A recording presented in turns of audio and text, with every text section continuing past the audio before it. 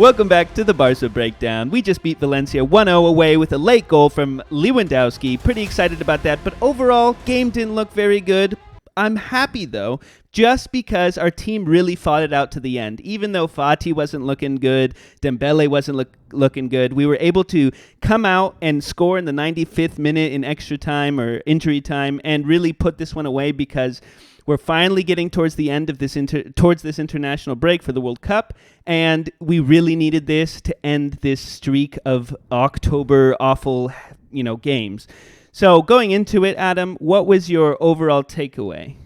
Well, I mean, that's a good point you bring up, right? Just the resiliency of the team. Mm-hmm. Raphinha coming up with a huge assist there for Lewandowski as the game ended. And, the season has gone very poorly so far in terms of results, right, against Real Madrid and Champions League. In the Champions League. And so you see Ferran Torres in like the 85th minute just miss what should be easy attempt on goal. Mm-hmm. And you're just sitting there and you're thinking to yourself, is this another game where we just, let points fall? We're going to kind of, allow the baggage from the last few weeks to slowly weigh on us and have us not, fight for La Liga as we should, right? We want to go in to the World Cup break either 3 points behind Real Madrid or hopefully they drop some and, we're up there or ahead, right? And so I was proud of Lewandowski. He had a goal actually very similar to what I saw Haaland do a few weeks ago, just, reaching out his boot. But like you said, there are some huge drawbacks from this game. Yeah. One, the countless injuries, right? Like right now, our two healthy center backs are Alonso and PK, which is enough to make any of us shudder a little bit, right? Because of how crazy that is. You have to think if hopefully everyone stays healthy of those two, Frankie de Jong is probably going to get some minutes as center back in the next few days or weeks when we play Pleasant or the last two La Liga games. And so injuries are tough. It's going to be really, really hectic. I mean, I'm not sure if maybe Eric Garcia or Koundé, who both went down, if they are trying to not push it at all because they know the World Cup's coming or if they really have, groin or hamstring injuries. But I'm just praying to God that they stay healthy as can be. Yeah, but on top of that, like considering, pushing away the injuries because it's something we have no control over, is that the individual performance of these players has really been slipping down. And we need to make sure that these players that are getting the minutes, we saw Raphinha not play 4 games in a row, and then he came in as a sub and was able to create that assist. But overall, Fati, players that we expect to have. Fati's looking rough, like you're saying. His clinical finishing has really left him a little bit, and especially his shooting from his left foot has left a lot to be desired. Dembele, just, tale of just confusion, right? One game world class, the other game frozen out. Yeah. Balde is the one bright spot I have to say, right? Balde looks really good. And then Koundé, too, before he got injured, he had one huge clearance and a few other good defensive. After the Eric Garcia miss on that ball. Yeah. And, so Koundé and Balde really impressed me a lot. We saw today the reintroduction of an old midfield we haven't seen in I think, all this season, right? Which is Pedri, Busi, and Frankie de Jong, which used to be last season, like our continuous starting midfield. So it was good to see them back, although, Busquets really, really did not look good at all today. And I thought Pedri still just continues to look very tired. And I'm just worried because, he's going to go with Spain to the World Cup. If they make it far, he's going to be playing heavy, heavy minutes. And so when you talk about the World Cup having a huge impact on the season and players, getting injured, like I just really hope Pedri can find some rest somewhere, and that, even though we need him to win the last 3 games of the season, this Victoria Pleasant game is not that important. So hopefully we rest him. Because we're going really into it for the next week, worrying about Almeria and Osasuna points, right? Yeah. Because Real Madrid, we just tied them on points, but if they win their game, they're going to be back up on 3 because we lost to them, obviously. But we need to finish out this season strong, and the players, need to have that energy. They just today, for me, looked like they were too chaotic. They didn't slow the ball down at the right times. They actually slowed the ball down when we had progressive opportunities and ended up passing backwards or sideways and cutting out our chances. And then I think one of the biggest blunders of this game was the fact that we just didn't take the opportunities, whether it be a shot on goal when we had open space, or whether it was good decision making on Dembele or even sometimes Fati's decisions, right? So those kinds of things are hard to work around because it's like, oh, these players are just making bad decisions resulting in bad end of third play. And that's where we had the ball 70% of the time in the first half. Which is deceitful, right? And I think as we wind down what has been this awful month, right? There's a lot of questions coming up about Xavi, about our team, about how we should play, and whether or not Xavi's being too rigid, trying to play a certain play style that he doesn't have the player profiles for or the player quality for. And it's, we keep preaching, right, that we have to have a little bit of humility this season and understand it is a transition season and that we need to keep our expectations in line. And I think the point you and I have often discussed is we want to see incremental progress so that the team's heading somewhere, right? Sure. You can take a transition season if things are going somewhere, but like when it was under Koeman, for example, right, there was no positive narrative that we were building. And so with Xavi, unfortunately, this game wasn't really it, right? Like I didn't think we played all that well today. I don't think anyone's impressed with our game plan. I saw so many people talking about, this is just, again, more cross and pray. We're not able to build anything through the middle. And it's 3 points, right? And that's what's so hard being a Barca fan this season is that, at the same time that we want to see incremental progress, like some games in La Liga, you just have to say, hey, we got the 3 points, right? Yeah. We fought tooth and nail. We had one of those games that you're not going to ever want to see a replay of, but 3 points is 3 points. Yeah, and that's kind of what matters coming into this international break is that we got those 3 points. I hope that we can secure the next 6 because that's really against two teams that are 9th and 13th place but Valencia was 10th place, and you saw how we struggled today. So is it, it still brings up the question, is it the tactics like you just mentioned of Xavi not being able to make his game plan is not suited for his players appropriately, or is it this individual tired performances from the players? Do we need to rotate more?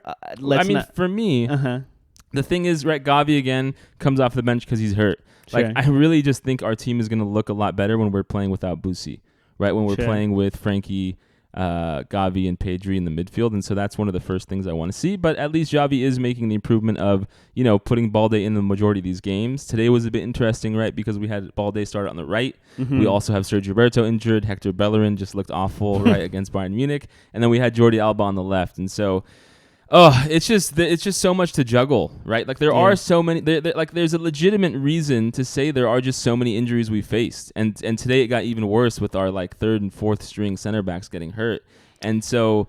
As much as you want to see the team improve and Xavi to make incremental progress, like we're having PK and Alonso out there at center back at the end of the game, and especially in Xavi's system, which we know well relies on center backs being able to pass and create from back deep. It's no surprise to me really that once we have Christensen, Eric Garcia, Koundé, Araujo out, all players who I think are better at building from the back or probably better than Alonso so far this season. None of them are there, and so it's we just got to strap ourselves in and hope that our players can rest and recover, and we can scrap away 6 points in the next 2 La Liga games before this big international break. Yeah, I'm worried that one reoccurring trend that we can't get rid of is our first half performance and possession of the ball, movement, aggressiveness is all much higher in the first half, and then coming into the second half, that just falls apart. I don't know what it is. It's been a trend over time. Is it the players are just continuously getting tired, or is it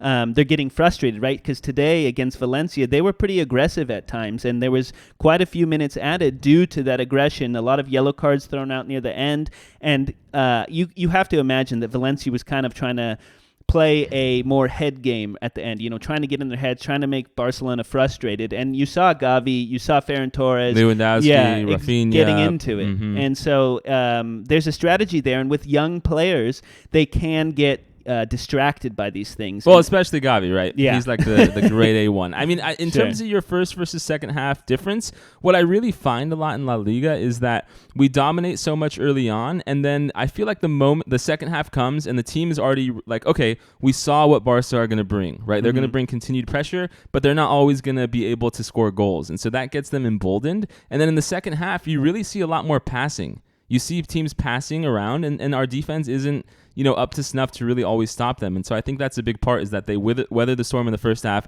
They understand that our attack is kind of toothless, right? It's a lot of crosses and not a lot of high chance opportunities, and then they get emboldened and they take it to us. And our team is, not the strongest mentally, right? I mean, I'm preaching to the choir here. We've known that for like half a decade now, but really, when we go down, we tend to lose the plot a little bit. And, thankfully we have Robert Lewandowski, right? As much as, there are worrying signs he's not scoring in the Champions League, he's really fighting and keeping us in this La Liga battle. Yeah. Right? You look at the goal disparity between him and the second closest player, and he's up by like over 10 goals. Oh, for sure. So, he's saving us a lot. He's not, I mean, it kind of feels like a Messi the last year or two, right? Where it's like, well, we can't really do much in these big knockout or group stage Champions League games, but we're winning La Liga because we have just that great player. And Lewandowski is being that this season. And that's what matters. I mean, as downtrodden as we all are, as depressed as we are, as much as like there's so many funny takes online about how like what being a Barca fan requires a psychiatrist, we are in the hunt for La Liga. Mm-hmm. And I think we all can agree this season Real Madrid is a much better team, but I mean, they can make mistakes. Yeah, they can make mistakes. Yeah. They can get players. They have a lot of players who are going to be in that World Cup. There's a lot of chances for people being tired, injuries, which I'm not hoping for, but it's just a reality. And so Lewandowski, just got to give hats off to him for being a world-class player, keeping us in the league fight. The one thing I want to say is I think in Barcelona, we're on the pitch, we're missing a leader. I don't think, Busquets wears that armband, the captain's armband, but I don't see him really bolstering our team. And PK came in, same thing. I don't see him in a fashion of getting our players pumped and getting forward. Lewandowski, a lot of times, he's just not that player. He's sitting up front. He's not, a lot of times he has to drop back and do work. He is, man, I think Lewandowski is, but what I think you're getting at is also true, which is I feel like we need that leader in the back line, and that's what Araujo offers. And so, I'm not going to say when Araujo was here, everything was rosy, but it was after the international break when he left that things fell down. And I do feel like Araujo, that lion, he has that heart and that ability to kind of, be a leader. And that's what we're hoping to see for him for seasons in the future. Yeah. And it's we're talking about mental headspace too. And that's why I'm trying to get at this captain thing or someone. But we're depressed.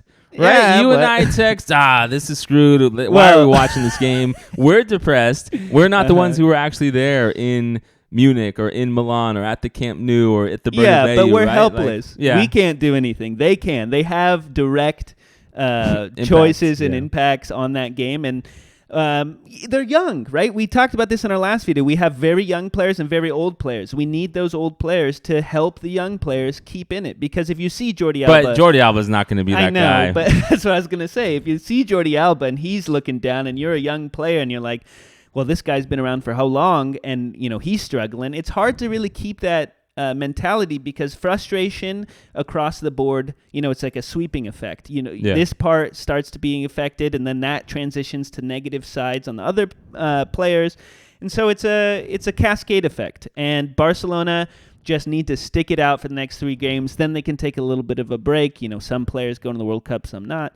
And injuries, right? We were talked about this already, but players are going to come back. We're going to get Araujo, Koundé, Garcia, Gavi full, and everybody else. So just buckle in, ladies and gentlemen. Exactly. We just got to buckle in. Hope the team can continue to scrape points in the league. Let us know in the comments what your thoughts are. We appreciate all your support. Please hit that subscribe button. If you're on podcasts, go to youtube.com, Barca Breakdown. Follow us there as well. Thank you all so much. Thanks, guys.